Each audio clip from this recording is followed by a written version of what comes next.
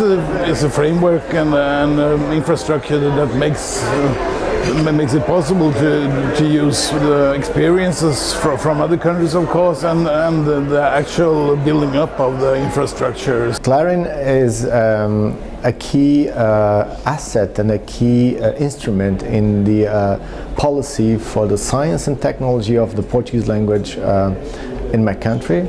So it is providing a number of resources, so data sets and also processing tools for the language, which enables researchers and also people from the industry to build up either further results in terms of scientific research and also in commercial terms. So CLARIN is playing this crucial role by making available what has been dispersed and also helping people to push forward this very important area of scientific inquiry. For linguistics and for any science that works with text or language in some sense, CLARIN is very important, obviously, and also because it connects researchers from different countries working on the same languages, for example. I think CLARIN is a very good initiative because it's one of the S3 landmarks and it has a very solid community.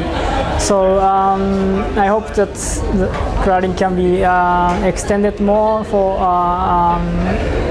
different communities. I think that the idea that other researchers in humanities and social sciences could use the tools already developed by language people is very well founded, though they do not know it yet.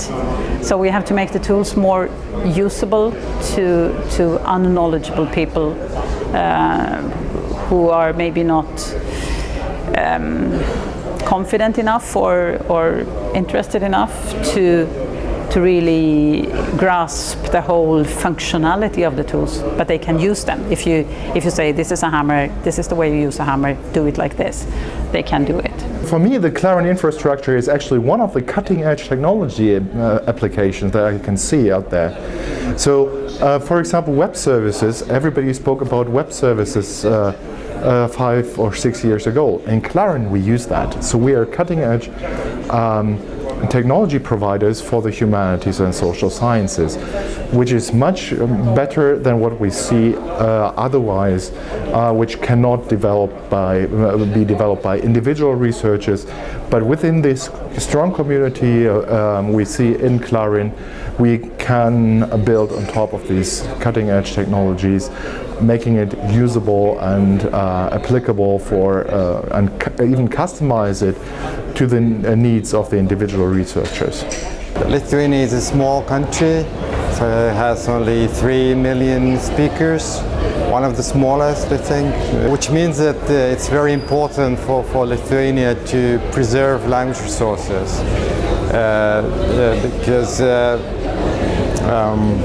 the language is so small, and preservation and sharing of Lithuanian language resources is really important to Lithuania and to research community.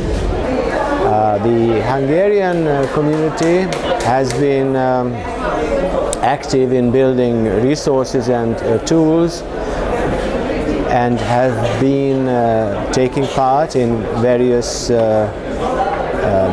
national and international projects together, but obviously joining CLARIN ARIC will put this activity on a higher level.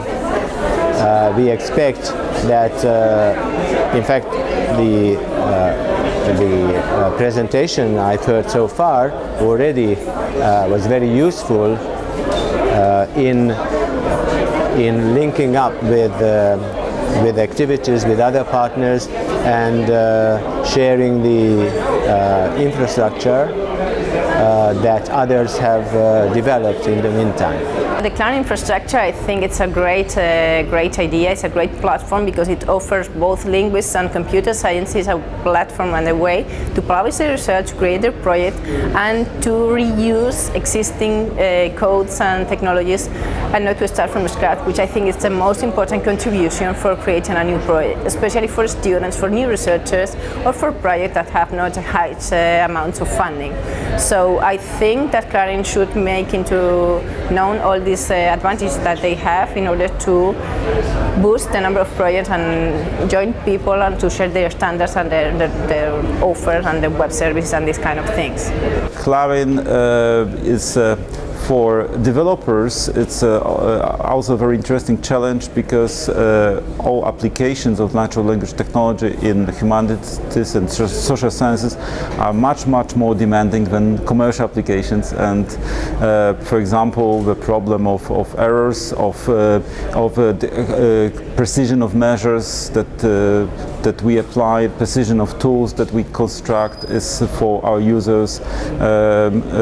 They are much more sensitive to all different potential errors than, for example, in some kind of application done for the market. So. Right, I mean, research infrastructure has always been extremely important for astronomers, for biologists who need, telescopes and clean rooms in order to do their work. And what we're seeing now is that humanities scholars and linguists and others also need infrastructure in order to be able to do their work. So to have access to large-scale corpora or big databases, you need good quality infrastructure to be able to find things, to be able to find sources, to be able to find tools, to be able to do your work. And therefore I think that CLARIN plays an extremely important role because it provides such an infrastructure not only for Dutch researchers but across Europe. I'm a big believer in making data openly available, because if you have multiple people looking at the same data set, you're going to get multiple insights. And things like these research infrastructures give people the opportunity to access resources relatively easily, and reuse things that have been done in the past so that we build on each other's research work and some of the slog that goes into building resources, and reusing that in new ways to develop new resources in a quicker fashion. We joined to CLARIN for one particular reason, that we as historians working for the text corpus for texts from the 19th, 20th century, and this material is with digitalization even bigger and bigger, and we can no more do also not only close reading, but must do also distant reading. And for this reason we connect ourselves with the CLARIN representative in Slovenia. At the start, CLARIN was for us an initiative to really think of web services. Until now, most of the software that we had developed were standalone systems, but with CLARIN suddenly came the need to integrate it into a network, to make it available to others. And for this was the starting point for the web services that we now offer. And these kinds of web services have evolved over time. Now we have about 15 or so web services which are being used by the community and which we would not have started without CLARIN. I'm a very new person here. I've worked here only for several months, but I really found out already a lot of things about the infrastructure, and I'm happy I'm in it, because you meet so many new people and you see so many ideas which are actually completely different, maybe completely different from what you are doing, but they give you so many thoughts about your future projects and of course all the collaboration possibilities. I think that the infrastructure it's building are superb and they've got lots of potential.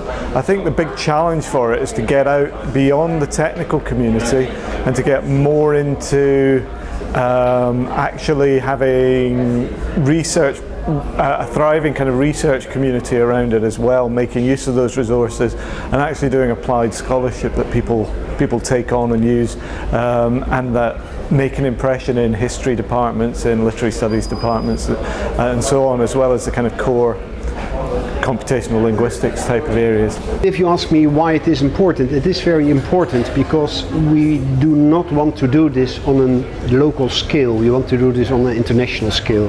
For example, we will start a project where we compare the outcome in oral history stories between the Germans, the Italians, the English and the Dutch. So that means that you need a kind of homogeneous structure of metadata where you can compare the outcome of the oral history interviews from the different countries. That's something you can't do alone in one country, so you need at least a European structure where you can put in all this standardized metadata constructions.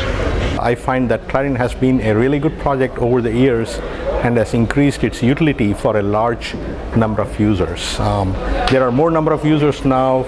Even looking at the conference, the annual conference, I can see that a lot more people are coming and the papers have become better and better.